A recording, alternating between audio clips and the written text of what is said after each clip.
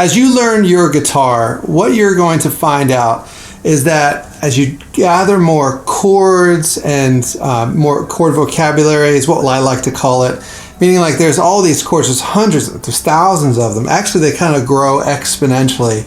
But when you're learning how to play, you really only need to know 3 different types of chords. One is a major chord, then a minor chord, and a dominant 7 chord. And the majority of this time, you'll see major chords and minor chords. If you play different types of music like bluegrass, you'll see a 7 chord. A lot of gospel music has 7 chords. But before you even get into majors and minors and dominant 7s, I know that probably to you right now as a beginner, it just sounds a lot. But one thing I wanted to share with you is before you start getting into those really complicated chords, you need to be able to make sure that when you make a chord, you don't always use the same type of fingering pattern. For instance, if you're going to make a G major, and most open G major chords are taught like this, you'll have the middle finger on the 3rd fret, the index finger on the 2nd fret on the 5th string, and then your pinky will be on the 3rd fret on the 1st string, kind of like that. And then to pretty it up a little bit, you bring your ring finger down on the 2nd string and then make it a suspended chord. It kind of makes it a little bit prettier. Now, that might be the extent of how fancy that some of your chords get.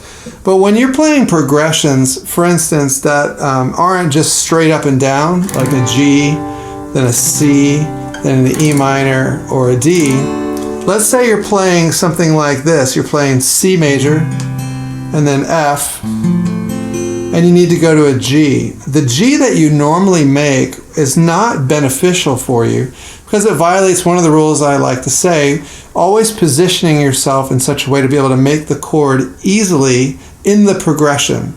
So instead of doing that straight up and down G major chord in that progression, what I would do is I would make the chord with starting excluding your index finger and use your middle finger on the 5th string on the 2nd fret and your ring finger on the 3rd fret on the E string, and then the pinky is used there. Instead of this, play like this.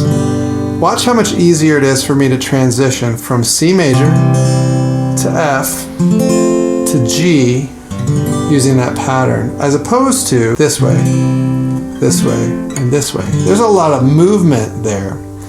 And as you get better and as you speed up, you want to be able to make chords fast and quickly.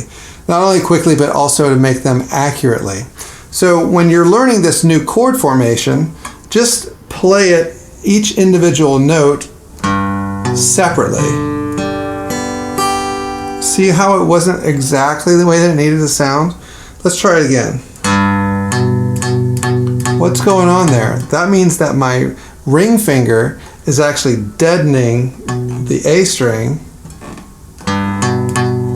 So what I have to do is figure out a way. There it goes. And the only way to do that is simply just by going through it over and over again. As you learn chords and your chord vocabulary, meaning the chords that you begin to learn, become greater and larger in depth, you're always going to do the same thing every time. You're going to play that chord very slowly and play each one of those notes individually. I see a lot of players playing things that are really not beneficial for them, because what they're going to do is eventually get locked into one type of chord formation. Let's move on a little bit and let me expand that for you. And I'm going to use a word that a lot of guitarists don't like, and it's bar chord. The reason why bar chords are important for you to learn is because they help your dexterity, but they're really, really valuable in being able to play a chord a different way. So a bar chord would look like this for a G major. And I want to show you for illustration where the bar chord kind of comes from. At the end of the headstock here is the nut. And when you make an E major chord, it sounds like that. You're using the nut in order to be able to make that chord. But when you want to be able to make a G major chord, all you have to do is slide this way and then bar it. But see what happened there is when I made that transition from the E major, I had to change my fingering to this. Now what's going on there? Your finger on a bar chord is basically becoming the nut. And when it becomes the nut, it just slides down this way. And then you're making an E chord formation. That's called a movable chord. A bar chord is a movable chord. And all you're doing is shortening the length of the guitar in order to be able to do it. So when I make a G major, I make it like that, with all these strings held down by this one finger. I'm actually creating this nut with my finger and pressing all those notes down and then playing a G major like that. That's something that's kind of advanced for some of us. If you don't want to play the full bar chord, you can do this. You can actually just play these bottom two notes, bar these two, and make a C major like that. It's also a movable chord. So a G major like that. So let's go back to our illustration and our idea about moving chords around. This was really valuable. Let's say if you're playing a 50s song, and you'll play a C major, then an A minor, then an F major, then a G major.